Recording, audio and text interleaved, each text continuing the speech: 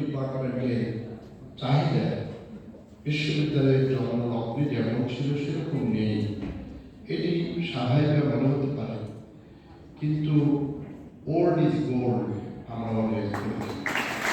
সুতরাং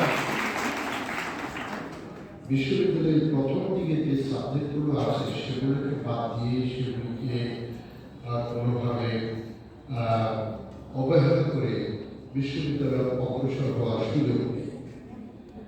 এদেশের মাননীয় প্রধানমন্ত্রী, এদেশের গণমানুষের মাননীয় প্রধানমন্ত্রী শেখ হাসিনার সাথে এখন থেকে প্রায় 3 বছর আগে আমার কথা হয়েছিল।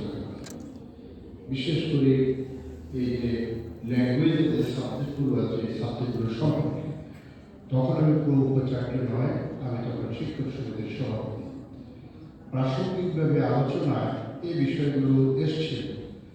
মাননীয় প্রধানমন্ত্রী তখন আমাকে বলেছিলেন যে পুরাতন যে সাবজেক্টগুলো আছে এই পুরাতন সাবজেক্টগুলোকে রেখে যুগের চাহিদা মোতাবেক নতুন সাবজেক্টগুলো খোলা, আর পুরাতন সাবজেক্টগুলো যেগুলো আছে এগুলোর সিলেবাসের যে পরিবর্তন আনা দরকার যুগের চাহিদা মেটানোর জন্য সেগুলো যেন আমরা নিয়ে আসি, এই ধরনের পরামর্শ তিনি দিয়েছেন।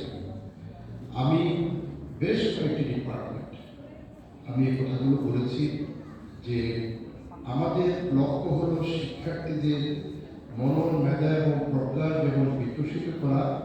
যেহেতু এটি বিশ্ববিদ্যালয় বলতে একজন শিক্ষার্থী শুধু বই পুস্তকের মধ্যেই সীমাবদ্ধ থাকবে না।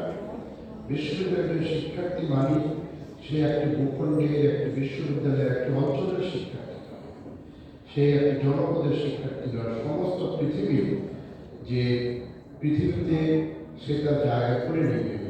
এই জন্যই হলো এই বিশ্ববিদ্যালয় এই জন্যই শব্দ ব্যবহার করেছে।